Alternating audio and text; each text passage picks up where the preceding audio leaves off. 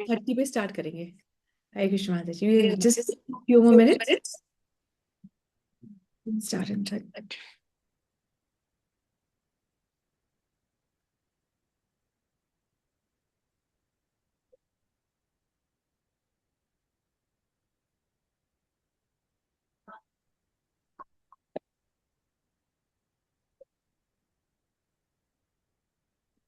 गुडी माता जी, यस माता जी, हरे कृष्ण माता आप जी। सीमा, हरे कृष्णा माता जी, आप सीमा माता जी को ऐड कर लेना आज। अभी के भी कर लेती हूँ माता जी, सो दैट वो इन्फॉर्मेशन से मिलते रहे।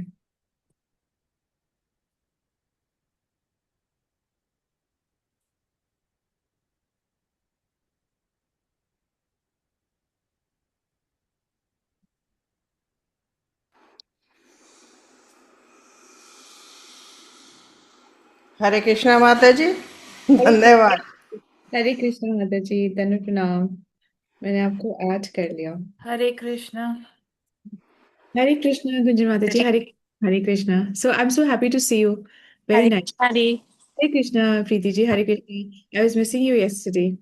हरे कृष्ण मधु माता ji, how are you feeling? आप ठीक है? ठीक है। आप म्यूट पर हैं, but I can hear you. Hare Krishna Rupali, I am so happy that you could join, you can join. Thank you so much. Actually, thank you so much. Gunjan Mataji, are you okay with the understanding of the class? Yes yes of course. Thank you. Where's your elder sister? Thank you. Thank you, Mataji. Gunjan Mataji? Jyoti Nagar. Oh, you can ask her also. She can also join. My sister you talking about? Okay okay, she is in Ajmer. Okay, I will ask her. Would be nice. ठीक है। हाय। Oh, hi Krishna, Asha ji. Hare Krishna, Hare Krishna. So हरे nice. Krishna विनी जी, कैसे हैं Very आप? nice. Very well, very well. Very well. Thank ओह, मुझे you. बहुत अच्छा लगता है आपका class. Where are you these days, Asha ji? आप कहाँ पर हैं आजकल? I am in Spain. Oh, very nice, very nice. So good. Spain में हूँ मैं, Europe. And I Mm-hmm. Am it's 30 years I am based in Spain. जी। So good.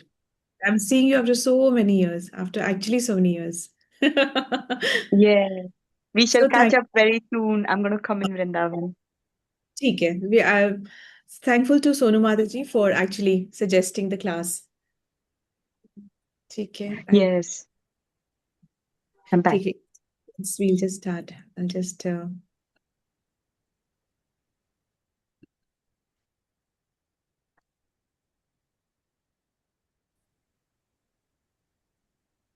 Hare Krishna. वाञ्छाकल्पितरूपश्च कृपा सिन्धुभय एव च पतितानां पावनेभ्यो वैष्णवेभ्यो नमो नमः। हे कृष्ण करुणा सिन्धु दीनबन्धु जगत्पते गोपेश गोपिका कान्ता राधा कान्ता नमस्तुते। तप्त काञ्चन गौरांगी राधे वृन्दावनेश्वरी वृषभानुसुते देवी प्रणमामि हरिप्रिये। Hare Krishna Krishna Krishna Hare Hare Hare Rama Ram Rama Hare Hare. Hare Krishna. Thank you so much everyone. So let's begin. तो भगवत गीता में एक्चुअली में 18 चैप्टर्स हैं और 700 श्लोकास हैं। Bhagavad Gita is a part of Mahabharata. Mahabharata के शांति पर्व का एक पार्ट है, वो है भगवत गीता। तो जब कुरुक्षेत्र का बैटल में अर्जुन जो है बहुत डिप्रेस्ड हो गया था। क्यों डिप्रेस्ड हुआ था? क्योंकि उसने देखा कि मेरे ही अपने जन मेरे ही अगेंस्ट लड़ने के लिए तैयार हैं। क्योंकि वो शंख की ध्वनि से पहचान गया था कि ये तो पितामह की ध्वनि है, ये तो मेरे गुरु द्रोणाचार्य की ध्वनि है। तो बहुत दुखी हो गया था और उसने अपने सारथी श्री कृष्ण से कहा कि हमारा जो रथ है उसको आप मध्य में ले चलो, जिससे मैं देख पाऊं कि who all are against me. तो जो फर्स्ट चैप्टर है वो बताता है ऑब्जर्विंग द आर्मीज, मतलब कुरुक्षेत्र के स्थल पर जो बैटल फील्ड है वहां पर सैन्य निरीक्षण, कि कौन मेरे सामने है, पता तो हो ना कि कौन हु इज अगेंस्ट मी। तो वो है ऑब्जर्विंग द आर्मीज, ये फर्स्ट चैप्टर है। ठीक है। सेकंड जो चैप्टर आता है वो है कि just I just put it on. ठीक है, so please be on mute. Okay. So second जो चैप्टर आता है, ये चैप्टर तो समरी है पूरे भगवत गीता की। ये समरी है। पहली बात तो भगवत गीता और भागवतम में हम अंतर समझते हैं। भगवत गीता क्या है और भागवतम क्या है? भगवत गीता क्या है? जो कृष्ण ने अपने मुंह से बोली, this is the song of God. जैसे कि हम अपने मूड को अच्छा करने के लिए म्यूजिक सुनते हैं, वैसे ही कृष्ण ने जब ये सॉन्ग ऑफ गॉड सुना तो उसको भी बहुत कॉन्फिडेंस आया और उसको सच की समझ भी आई। जब वो उदास हो गया था तो कृष्ण ने उसको ये नहीं कहा कि तुम 16 सोमवार के व्रत कर लो। कृष्ण ने उसको ये कहा कि तुम ये दान करो, ये तपस्या करो, इत्तों को खाना खिलाओ, ये करो। कृष्ण ने ये सब नहीं कहा। कृष्ण ने उसको सबसे पहले ज्ञान दिया। तो नॉलेज इज पावर, नॉलेज बहुत इंपॉर्टेंट है। ज्ञान से पता चलता है कि हमारे लिए क्या सही है और क्या गलत है। तो हमें क्या करना है? सिर्फ भक्ति नहीं करनी है, क्योंकि अगर हम सिर्फ भक्ति करते हैं तो क्या प्योर सिर्फ सेंटिमेंट्स हैं। और अगर हम सिर्फ फिलॉसफी की चर्चा करते हैं तो क्या वो ड्राई फिलॉसफी है। ठीक है। अगर हम सिर्फ और सिर्फ भक्ति कर रहे हैं तो क्या है? वो सेंटिमेंट्स है। और सिर्फ हम अगर ज्ञान की ही बातें करेंगे तो क्या वो ड्राई फिलॉसफी है। तो दोनों ही एक दूसरे के एक्चुअली में पूरक हैं। तो हमें क्या करना है? ज्ञान के आधार पे भक्ति करनी, अंधी भक्ति नहीं करनी, ब्लाइंडली हमको फॉलो नहीं करना है। हमें ज्ञान के आधार पर भक्ति करनी है। और यही कृष्ण को पसंद भी है कि पहले जानो समझो कि तुम किस लिए क्या कर रहे हो, व्हाट इज द पर्पस, तुम क्यों कर रहे हो, ये जानो। तो जब अर्जुन इतने ज्यादा उदास हो गए तो कृष्ण ने उनको कोई रिचुअल्स करने के लिए नहीं कहा। ठीक है, आप इस बात को बहुत ध्यान से समझिएगा। रिचुअल्स करने के लिए नहीं कहा, उन्होंने कहा ज्ञान के आधार में समझो कि तुम कौन हो। और तब उन्होंने समझाया कि आत्मा अलग है और बॉडी अलग है, और तुम कौन हो? तुम आत्मा हो। और आत्मा जो है ये शरीर बदलती रहती है, पहले भी बदलती आई है और अभी भी बदलती जाएगी। तो अर्जुन जो है अभी भ्रमित जो हो रहा है, वो इसलिए भ्रमित हो रहा है कि वो अपने आप को शरीर मान रहा है और शरीर से जो रिश्ते हैं उनको अहमियत दे रहा है। और जबकि अहमियत किसको देनी होती है? जो हमारी आत्मा है, आत्मा के लिए जो श्रेष्ठ करे, अपने लिए भी और दूसरे के लिए भी। ठीक है, आप उस दूसरे को आप खाना खिला दो, दान दे दो, तब उसके लिए अच्छे अच्छे कपड़े ला दो, कुछ भी कर दो, वो एक टाइम के लिए काफी है। जैसे सपोजिंग एक बच्चा है, मेले में है वो बच्चा, और वो बच्चा बेचारा अपने माता पिता से बिछड़ गया है और वो बहुत रो रहा है। एक जना आया और उसको टॉफी दिया, उसको 2 मिनट के बच्चा चुप हो गया पर फिर वापस रोने लग गया। दूसरा आया, उसने कहा हाय इतना तुम्हारे गंदे हो गए कपड़े, तो उसके कपड़े जो गंदे हो गए ना उसको चेंज कर देता है। वो बच्चा और 2 मिनट के लिए खुश हो जाता है, एक्साइटेड हो जाता है ना, नए नए कपड़े देके एक्साइटेड, पर 5 मिनट के बाद वापस रोने लग जाता है। तीसरा आता है, बोलता है कि तुम्हारे पिताजी का नाम क्या है, माता का नाम क्या है। वो जो भी कुछ थोड़ा बहुत अपनी टूटी फूटी भाषा भाषा में बता पाता है, तो वो फिर इंफॉर्मेशन सेंटर में ले जाता है और वहां से अनाउंसमेंट कराता है कि भाई इतने कट काठी का ये बच्चा है, ये अपनी माँ का नाम ये बता रहा है, पिता का ये बता रहा है। और फिर उसके सच के जो माता पिता है वो आकर के उसके पास आ जाते हैं। तो बताओ सबसे श्रेष्ठ काम किसने किया?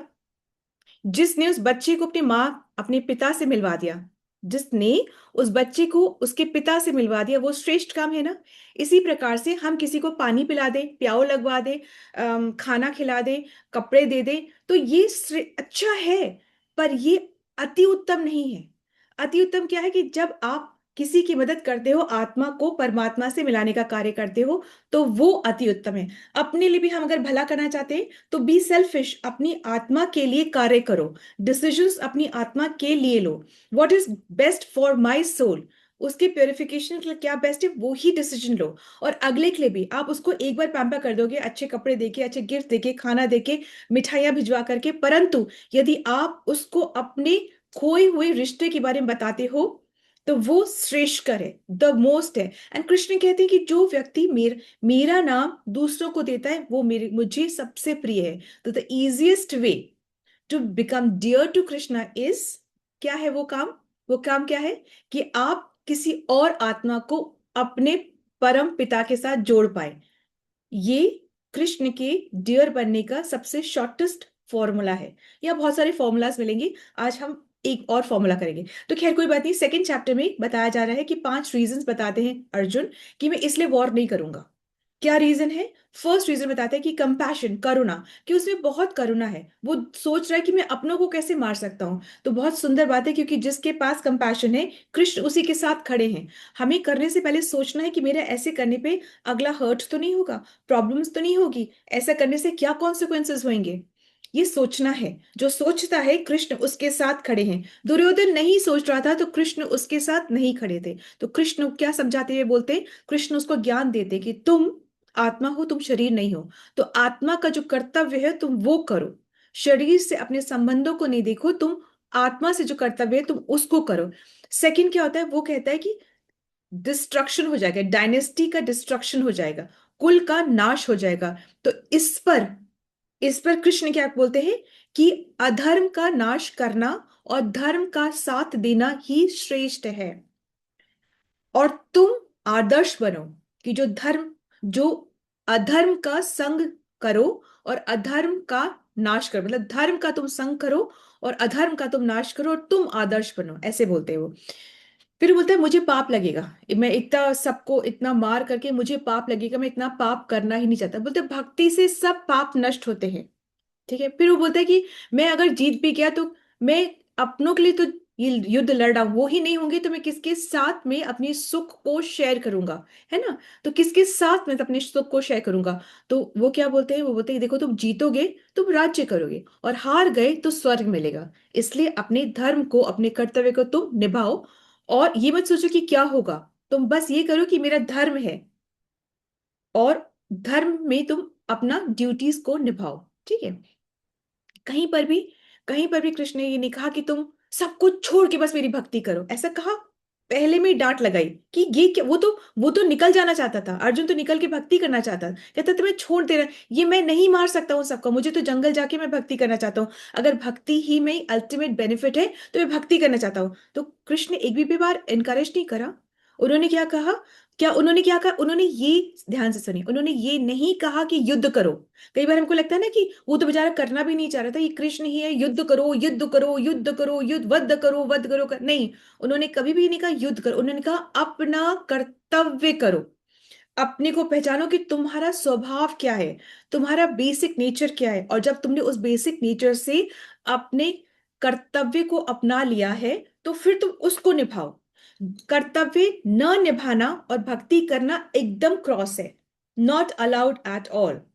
Krishna is not recommending this कि अपना कर्तव्य मत करो। ठीक है, फिर लास्ट में बोलता है कि मैं बहुत कंफ्यूज हूं, मैं असमंजस में हूं, मुझे नहीं पता मुझे क्या करना है।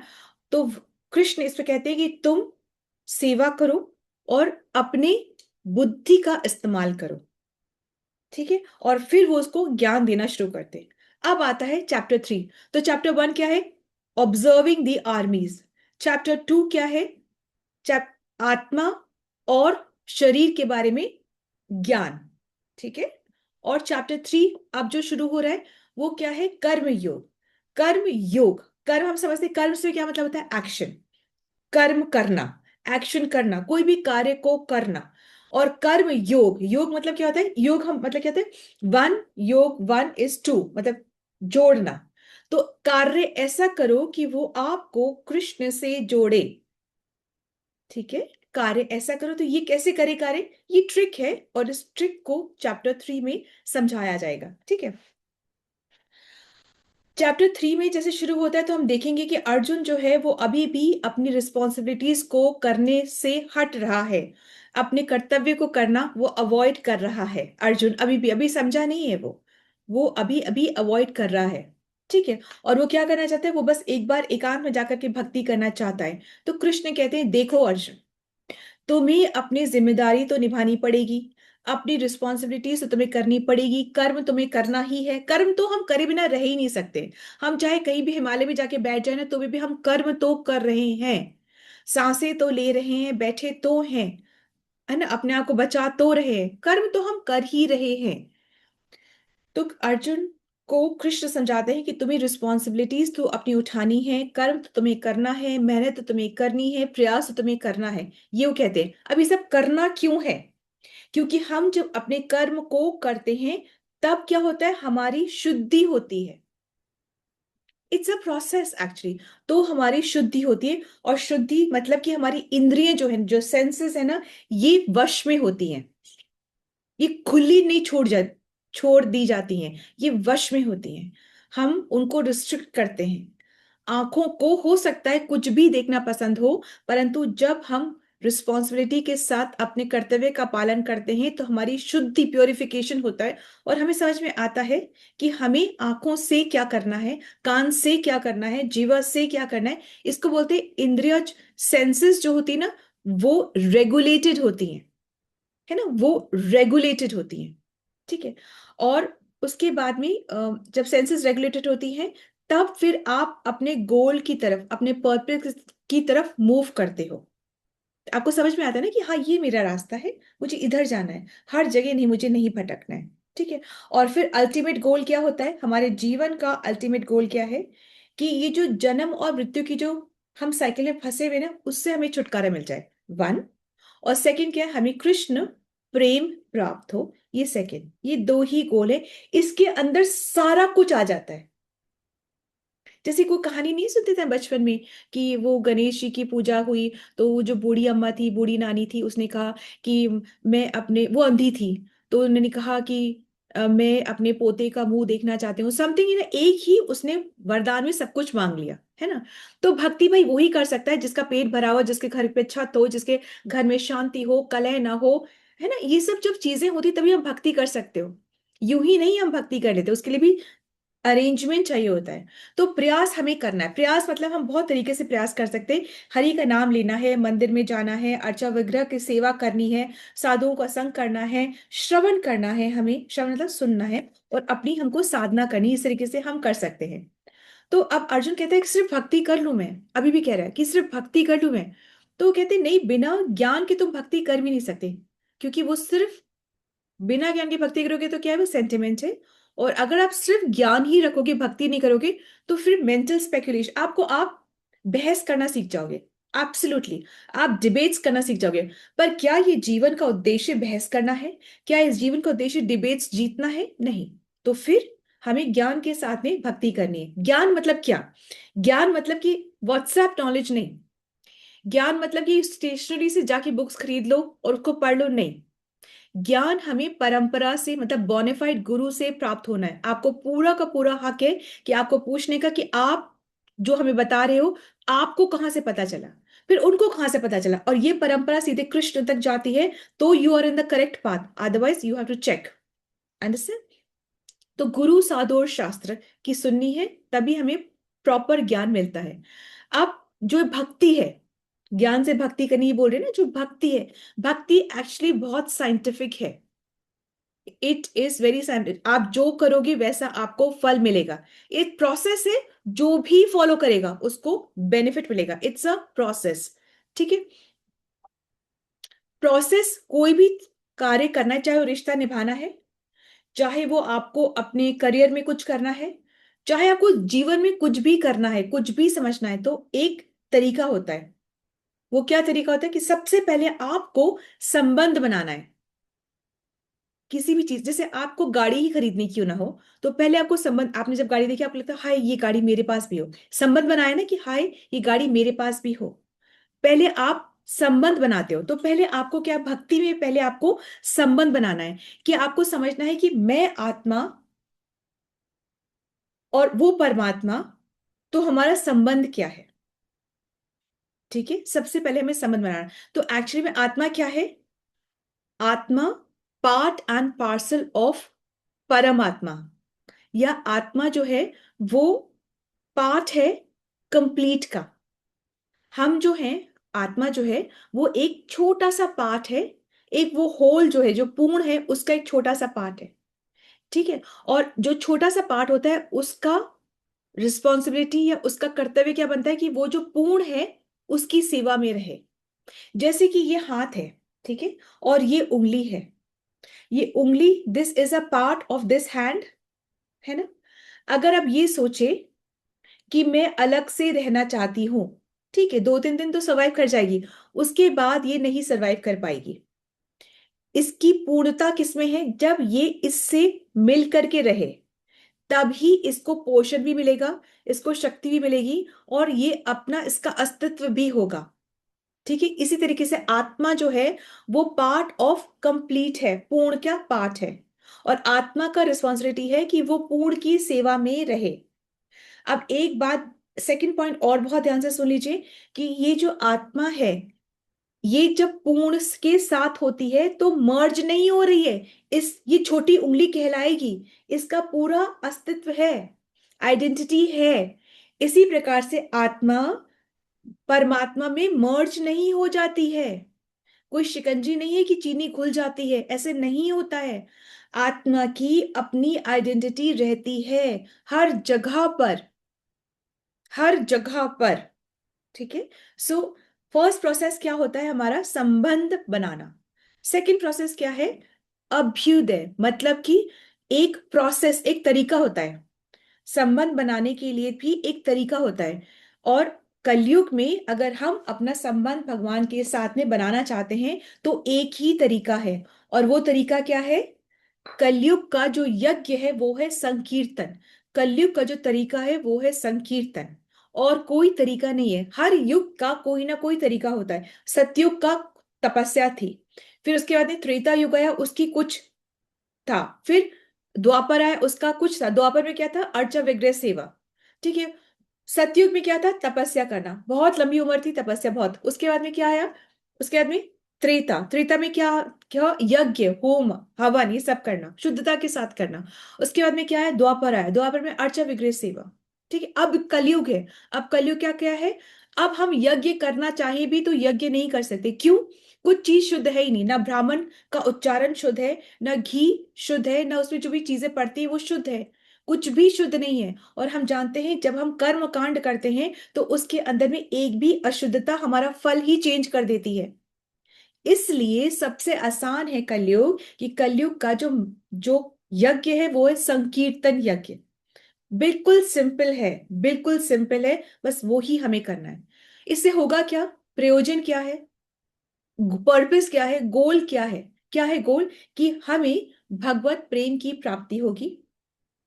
ठीक है, तो अब क्लैरिटी है कि हमें पहले संबंध बनाना है, फिर एक प्रोसेस है संबंध बनाने का, और फिर संबंध बना के हमें अपने गोल की प्राप्ति हो जाएगी। यहां पर हम अभी तक का जो ज्ञान है जो हमने 5-6 दिन में लिया है उसको हम पॉज करके हम आगे बढ़ते आगे। आज का जो श्लोका है वो 3.9 है। ये श्लोका कर्म योग है, ये जो चैप्टर है वो कर्म योग है। जो आज का जो श्लोका है वो हमें सिखाएगा कि कर्म जो है वो मुक्ति देगा या बंधन देगा। क्या सिखाएगा आज का श्लोका, क्विकली, आज का श्लोका क्या सिखाने वाला है, कोई भी बोल सकता मुक्ति है। देगा। मुक्ति देगा या बंधन देगा? मुक्ति देगा या बंधन, कैसा कर्म करें, कि कर्म तो सभी को करना है, जन्म से लेकर के मृत्यु तक सब कर्म करते रहेंगे, इसमें कोई डाउट नहीं है। पर कर्म कैसा करें कि वो हमें मुक्ति दे और बंधन में न डालें, वो हम कर्म कैसा करें। ठीक है, एक बहुत इंपॉर्टेंट लाइन अगर आप याद रख लो तो आपके लिए बहुत आसान हो जाएगा, एंड यही से आपको एक श्लोका भी समझ में आएगा। वो लाइन है कि भगवान को भूल गए तो बंधन है, और भगवान को याद रखा तो वो मुक्ति है। इसको आप लिख लो, हर चीज में अगर आप भगवान को भूल गए तो वो बंधन है, और भगवान को अगर आपने याद रख लिया तो मुक्ति है। और सीखोगे क्या, कि कर्म को कैसे करें कि वो बंधन का कारण ना बने और वो मुक्ति का कारण बने। ठीक है, तो आज का जो श्लोका है उसको हम पढ़ते हैं। पहले I will read and then आप में से एक कोई वॉलंटियर कर सकते हैं। 3.9 है, यज्ञार्थी कर्म नोन्यत्र लोकोऽयं कर्म बंधन तदर्थम कर्म कौन्तेय मुक्त संगा समाचरा। यज्ञार्थी कर्म नोन्यत्र लोकोऽयं कर्म बंधन तदर्थम कर्म कौन्तेय मुक्त संगा समाचरा। Who will volunteer with me? मेरे साथ साथ पढ़ेंगे। माता जी मैं पढ़ूं? यस माता जी, सोनू माता जी। जी। ठीक है, यज्ञार्थी कर्म नोन्यत्र यज्ञार्थात् कर्मणोऽन्यत्र लोकोऽयं कर्म बंधन लोकोऽयं कर्म बन्धनः तदर्थं कर्म कौन्तेय तदर्थं कर्म कौन्तेय मुक्त संग समाचर। मुक्तसंग समाचर। थैंक यू आदि जी, आप अपने आप पढ़ेंगे थोड़ा सा। यज्ञार्थं कर्मणोऽन्यत्र लोकोऽयं कर्म बन्धनः तदर्थं कर्म कौन्तेय मुक्तसंग समाचर। थैंक यू आदि जी। अब इसका हम मीनिंग देखते हैं। यज्ञार्थी कर्मणोऽन्यत्र मतलब यज्ञ के निमित्त किए जाने कर्मों के अतिरिक्त दूसरे सारे कर्म। मतलब इसमें बताया जा रहा है कि अपने काम को यज्ञ के जैसे करो, अपने कर्म को यज्ञ के जैसे करो। पहली बात तो यज्ञ क्या होता है ये हम समझे। यज्ञ से आप क्या समझते हैं? यज्ञ से आप क्या समझते हैं? कुछ भी बोल दीजिए। यज्ञ करते हैं ना हम, घर पे करते नहीं? हवन हवन। हवन, आप हवन समझते हैं ना, यज्ञ से हवन समझते हैं। उसमें आप कुछ ना कुछ स्वाहा सैक्रिफाइस करते हैं। स्वाहा आप करते रहते हैं, कुछ ना कुछ आप देते रहते हैं, ठीक है। और आप किसी कामना से यज्ञ करते हैं कि ऐसे हो वैसे हो, कुछ भी हो। जैसे पुत्र प्राप्ति यज्ञ भी किया था, ठीक है, दशरथ ने। ऐसे करके कुछ कामना से आप यज्ञ करते हो, सुख हो, शांति हो, समृद्धि हो, कुछ भी हो, आप इससे यज्ञ करते हैं। वो पाठ है, एक एक पाठ है। यज्ञ का पूरा मतलब ये होता है कि आप जो भी कार्य कर रहे हैं, जैसे आप यज्ञ में घी और ये का स्वाहा करते हैं, वैसे आप जो भी कार्य करें, सिर्फ वहां बैठ करके घी डालना नहीं, आप जो भी कार्य करते हैं वो आप विष्णु की प्रसन्नता के लिए करें। आप सोचेंगे हम यज्ञ कौन सा विष्णु की प्रसन्नता के लिए करें? आपको पता ही नहीं है। आप चाहे कोई भी यज्ञ करें, देवी का करें, आप जो भी यज्ञ करें, आप जो भी यज्ञ करें, वो एंड में कौन ले रहा है वो यज्ञ? वो जो एंड में जो प्रोडक्ट है वो कौन ले रहा है? चाहे आप घी डाल, जो भी आप डाल रहे हैं, वो यज्ञ में जो यज्ञ पुरुष है वो ले रहा है। और यज्ञ पुरुष कौन है? यज्ञ पुरुष विष्णु है। रियली? सच्ची में? हाँ सच्ची में। आप चाहे सोचे कि मैं देवी का यज्ञ करूं, मैं उसका फलाका फलाका फलाका, एंड में ये कोई भी चीटिंग नहीं करते देवी देवता। ये एज इट इज सब का सब यज्ञ पुरुष जो विष्णु है उनको ये सब का सब दे देते थे। अल्टीमेटली आपको पता हो चाहे आपको नहीं पता हो, आप अल्टीमेटली विष्णु की प्रसन्नता के लिए ही कार्य कर रहे हैं, यज्ञ कर रहे हैं। और यहाँ पे कहा जा रहा है कि एक्चुअली सब कुछ विष्णु की प्रसन्नता के लिए ही करें। यदि से तो आप ऐसा करते हैं तो आप कर्म के बंधन से बच जाते हैं। क्योंकि आप जब कर्म करते हो, या तो आप पाप कर रहे हो या पुण्य कर रहे हो, ठीक है, यही कर रहे हो, या तो आप पाप करो पुण्य करो, दोनों ही बंधन का कारण है। जैसे पाप भोगा जाता है वैसे पुण्य भी भोगने के लिए हमें शरीर लेकर के आना पड़ता है। तो फिर कहां से हम साइकिल से निकल रहे हैं? हम बर्थ और डेथ की साइकिल से हम कहां से निकल रहे हैं? नहीं निकल पा रहे ना। वही थोड़ा पहले हमको थोड़ा सा कंफर्टेबल नहीं था, शायद इस बार कंफर्टेबल है। यही चलता रहेगा। और यही आपको हम सबको लगेगा क्या फर्क पड़ता है, अच्छा ही तो है। नहीं, फर्क पड़ता है। तो यज्ञार्थी कर्मणोऽन्यत्र, यज्ञ के निमित्त, मतलब यज्ञ के निमित्त करे जाने वाले सारे कर्म, और इसके बिसाइड्स अगर आप सारे कुछ भी कर्म कर रहे हो तो वो बंधन का कारण है। इसके भगवान के ऑफर किए बिना आप जो भी कार्य कर रहे हो वो बंधन का कारण ही है। लोको यम कर्म बंधना, संसार ये कर्म बंधन का कारण है। आप जितने जितने भी दूसरे काम इस संसार में कर रहे हो, जो आप ऑफर नहीं कर रहे हो, वो आप बंधन का कारण, बंधन आप खुद का खुद ही प्रिपेयर कर रहे हो। तदर्थम कर्म कौन्तेय, उस यज्ञ पुरुष कौन है? भगवान। भगवान के निमित्त ही कुंती पुत्र सारे कर्म किए जाने चाहिए, क्योंकि उससे फिर बंधन नहीं लगता है। मुक्त संग समाचरा, तो अब आप मुक्त होकर के, मतलब फ्री होकर के आप सारे कर्मों को करो। किसके निमित्त? यज्ञ पुरुष विष्णु के निमित्त। ये फ्री होके करो मतलब क्या हुआ? फ्री होके मतलब करो, इसका मतलब समझे आपके फ्री होकर के करो मतलब क्या हुआ? सबसे बड़ी प्रॉब्लम है कि मेरे को तो कोई अप्रिशिएट करता ही नहीं, मैं तो कर करके मर जाती हूँ, पर कोई तो बोल दे, तारीफ तो कर दे, कोई मेरी तारीफ तो कर। ये अप्रिसिएशन, क्या ही फायदा? आज आपको अप्रिशिएट करेगा कोई, कल ही आपको डिस्करेज करेगा कोई। ये ऐसा है नहीं है कि जिसने आपको एक बार अप्रिशिएट करा वो दूसरी बार आपको वापस अप्रिशिएट करेगा। हो सकता है आपको प्रताड़ित करे, आपके पीठ पीछे कुछ बोले। तो ये बहुत ही टेम्पररी फीलिंग्स हैं, इनके लिए अपने कर्तव्य से विमुख नहीं होना है। आप, हमें लगता है कि ये कार्य जो हमने करा उसका फल भी तो मिले, मुझे कोई अप्रिशिएट भी तो करे, मेरी फैन फॉलोइंग भी तो होए, मेरे फॉलोअर्स भी तो हो, मेरा भी तो नाम हो, मेरी भी तो फेम हो, मेरी भी तो चर्चा हो, मेरी भी तो रिसोर्सेस हो। इससे कोई फर्क नहीं पड़ता है। आत्मा इस वजह से शरीर में नहीं आई है कि कोई आपकी चर्चा करे, कोई आपको अप्रिशिएट करे। उसे रत्ती फर्क नहीं पड़ता आपका मान हो रहा है, अपमान हो रहा है, ये कोई वजह ही नहीं है कि आत्मा इस शरीर में आई है। उसको रत्ती फर्क नहीं पड़ रहा है, वो इस वजह से आई ही नहीं है। हम ही अपने अपने शरीर, अपने आप को शरीर समझ करके सोचते हैं वो तो इस शरीर से, वो मेरी, वो मेरा, मेरी फ्रेंड है, वो ये है, वो ये। हम अपने रिश्ते खुद इस शरीर से बनाते हैं और फिर हम दुखी हो जाते हैं और अपने कर्तव्य से विमुख हो जाते हैं। उसने फोन नहीं करा, उसने ये बताया नहीं, हमें इंक्लूड नहीं करा, इनवाइट नहीं करा, हम क्यों जाएं। पहली ये सारी जो व्हाट्सएप नॉलेज चलती है ना कि अगर आपको इनवाइट नहीं करा आप फिर वहां ना, ये सब फ्यूटाइल है, इससे कोई मतलब नहीं। बहुत ही छोटी चीजें हैं, इनमें हमें नहीं पढ़ना है। हमें क्या करना है ये ध्यान रखना है। और अगर इस वाले श्लोका को आपने अपने जीवन का सिद्धांत बना दिया तो आपको प्योरीफाई होने से कोई रोक ही नहीं सकता है। इस जीवन को जीना शुरू कर दो बस, फिर सब सॉर्टेड है। इस जीवन, इस श्लोका को अपने जीवन का एक बहुत मूल हिस्सा बना लो कि जो भी कर्म करो वो कृष्ण, कृष्ण और विष्णु सेम है बाय द वे, है ना।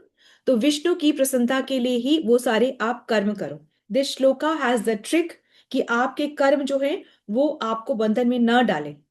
और ट्रिक क्या है कि offer it to Vishnu, offer it to Krishna, everything in anything.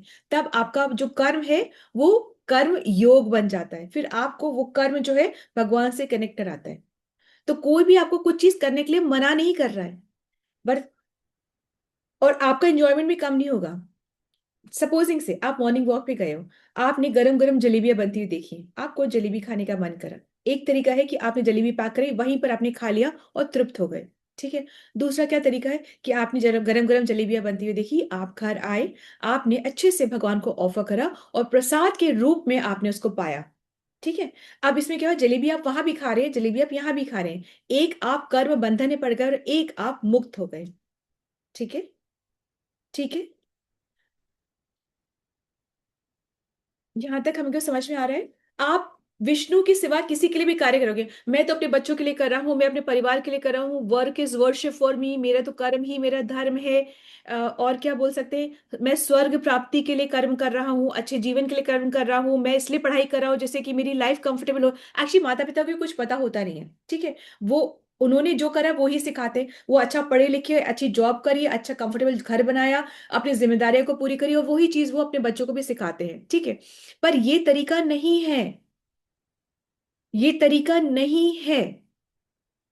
Understand, हमें अपने लिए काम करना है, we have to work for ourselves. कोई भी चीज, कोई भी रिश्ता आपको जन्म मृत्यु के साइकिल से नहीं बचा सकता। हम पड़े रहेंगे उसी में, बॉडी चेंज करते रहेंगे, रिश्ते चेंज करते रहेंगे, आते रहेंगे जाते रहेंगे, दैट इज इट। इसलिए विष्णु के प्रसन्नता के अलावा हम जो भी कार्य करते हैं, जिसके लिए भी करते हैं, आप जो भी लगा दो, मैं अपने बच्चों के लिए तो कर रहा हूं, मैं अपनी पत्नी के लिए तो कर रहा हूं, मैं अपने घर के लिए तो कर रहा हूं, तुम सब के लिए तो कर रहा हूं, समाज के लिए भी, समाज के लिए भी, देश के लिए भी, कुछ भी आप कर दें, गरीबों के लिए भी, इसके लिए भी, उसके लिए, आप कुछ भी लगा दो उस फिल इन द ब्लैंक में, वो बंधन का कारण बनता है। हमें लगता है हम कंबल बांट के बहुत खुश है, एक्चुअली वो हम अपने सिर्फ ईगो को सेटिस्फाई करते हैं और कुछ नहीं है, ठीक है। हम कहते हैं ना हमें शांति मिलती है, अरे आप कौन भाई? और शांति मिलने से क्या आपको भगवत धाम की प्राप्ति मिल जाएगी? सोच के देखने वाली बात है, ठीक है। हम कुछ नहीं है, हमें शांति मिलती है इसलिए प्लीज इससे थोड़ा ऊपर सोचने की हमें कोशिश करनी है, ठीक है। ये सब फंसाने वाली चीजें हैं, आज आप दे रहे हो कल वो देगा, आज आप कर रहे हो कल वो करेगा, तो ये तो चलता रहेगा। फिर इसको खत्म करने का तरीका हमें सोचना है, and that is do offer it to Vishnu और कृष्णा। ये मेरी पत्नी है, सॉरी, मेरी पत्नी नहीं है, nothing belongs to me, everything, ये बच्चे, everything belongs to Vishnu and Krishna. उनको उनकी सेवा में लगा दो, एवरीथिंग विल बी इटर्नल, ठीक है। इन बातों को सुनो, समझो, और फिर इसको डिस्कशन हम कर सकते हैं। परंतु if we live this shloka, अगर हम सिर्फ इस श्लोका को जीना शुरू कर दें तो हम कर्म बंधन से मुक्त हो जाएंगे 100%, ठीक है। हरे कृष्णा। सो कर्म बंधन है या मुक्ति, ये सोचने की बात है।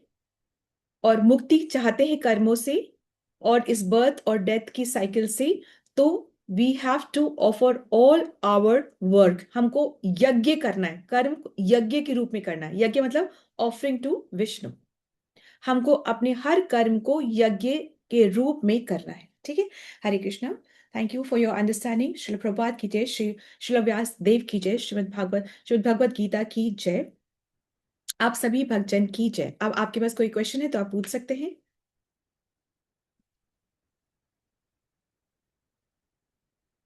Hare Krishna. I just put it on a gallery view just for minute.